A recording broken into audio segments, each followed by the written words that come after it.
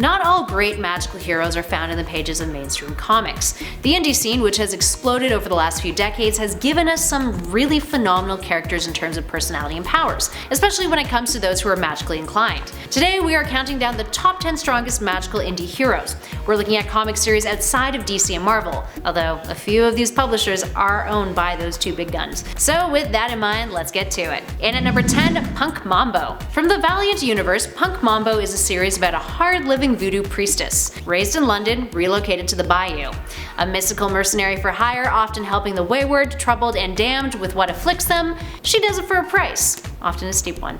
MAMBO, whose real name is Victoria Greaves Trott, is described as a street-savvy British punk with a rich cultural history of voodoo, and she battles the forces of evil too. So what is this priestess capable of? Astral projection, hypnosis, illusion casting, magic, duh, necromancy, longevity, she doesn't age, and unarmed combat. She also has enhanced senses. Neat.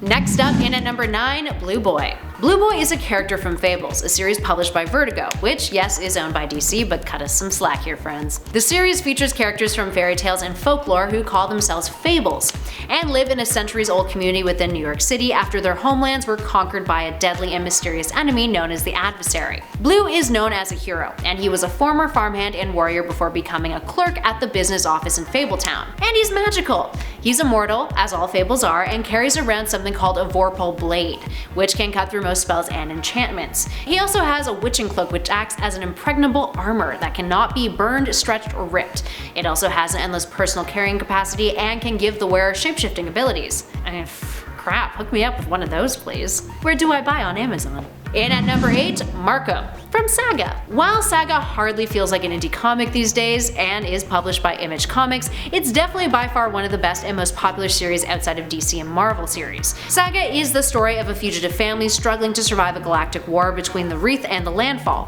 Alana and Marko, our somewhat protagonist parents, were born on opposite sides of the war, becoming star-crossed lovers who have a child, Hazel, who narrates the series. It's a sci-fi meets fantasy, and it's got its fair share of magic. Marko was born on Wreath and has magical abilities that are quite unique. He has disintegration abilities in which he uses the ingredients of secrets to disintegrate hostile plant life. He can use binding spells to trap enemies together. He has healing abilities, but for healing big wounds he requires snow as an ingredient in the spell. Now that last one is something that he can only do to others born on Wreath if he needs to heal them. And he's also capable of electrokinesis, in which he can summon lightning strikes. Up next, number 7, Dee from Rat Queens. Dee, which is short for Delilah, is a human cleric, an atheist, and a character who hails from a family of Lovecraftian monster cultists who praised a flying squid god called Nyrgoth. Ngryoth? I'm probably saying that wrong. It's a squid god, so cut me some slack. She used to be the high priestess of said cult, but having become disillusioned by the horrible things her family worshipped, she left and began to travel on her own, which is how she met the other rat queens in the series. These days she mostly uses her magic for healing, but is also capable of necromancy, and she is skilled with a dagger. In at number 6, Snow White. Snow White is the deputy mayor of Fabletown, and is one of the main characters we follow throughout the series of Fables. She was the first wife of Prince Charming before falling for Big B Wolf and getting married to him. So, what is Snow capable of? A lot, actually. She's pretty bad. For starters, she's immortal like all Fables, but her magical abilities are where it's at. She is a descendant of a particularly magical line, inheriting great natural power, and she reeks of elegant energies, according to Prince Brandish. She can conjure armor and weapons, and she can fly, which is pretty darn cool.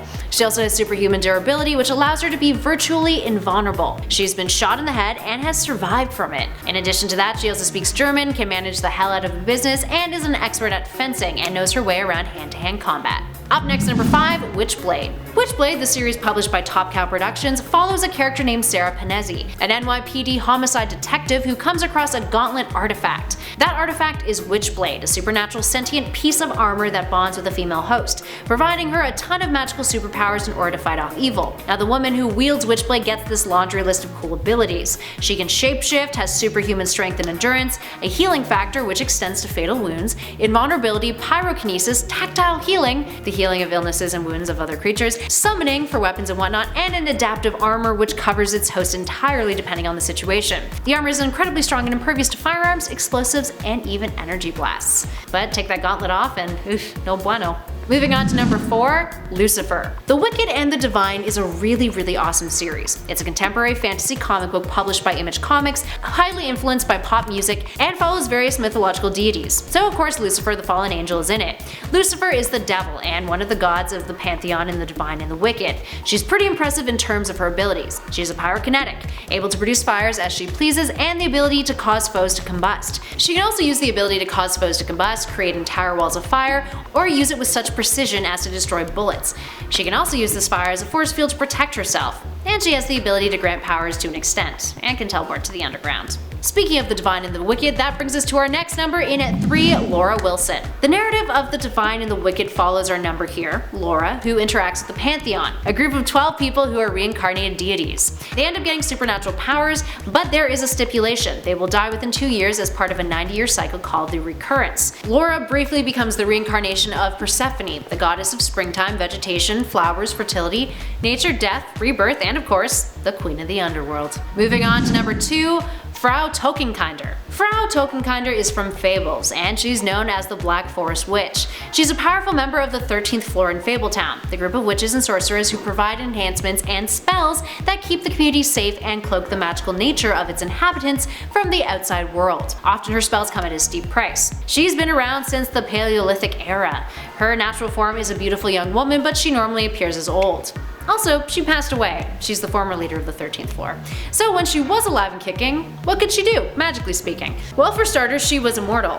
She used to sacrifice 2 children a year so she wouldn't age. That is intense. She was capable of precognition, witchcraft that allowed her to self-resurrect, create her own spells, including the death curse, curse others, of course, magical energy blast, elemental manipulation, mind control, shapeshift, transmutation, portal creation, magical tool creation, and also had an extreme knowledge of all things occult. Yeah, not too shabby. And finally, in at number 1, ANANKE. ANANKE is the personification of inevitability, compulsion, and necessity in the Divine and the Wicked. ANANKE has immense powers and is considered one of the most powerful gods in the series. She is the one who acts as an advisor to the Pantheon, informs them that they are gods, and begins their incarnation. While she cares a great deal for the others, she always prioritizes the recurrence over the lives of the individuals. So, what can she do? She is capable of divine incarnation and bestowing powers, being the one who is in charge of each individual's ascension into godhood. She grants them the divine powers.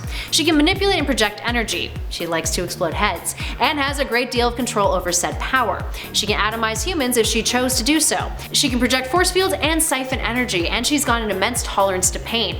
She's immortal, duh, and can split her consciousness into 2 entirely different bodies. Alright, there we have it, friends. There's a lot of different characters that we surely missed out on this time around, so give us a shout in those comments below and let us know if we should do a part 2 with more magical indie characters. In the meantime though, tell us what you thought, right in those comments below. Click that like button if you liked this video, and be sure to share it with a friend. And please subscribe to Top 10 Nerd. We'd love it if you guys stuck around with us some more.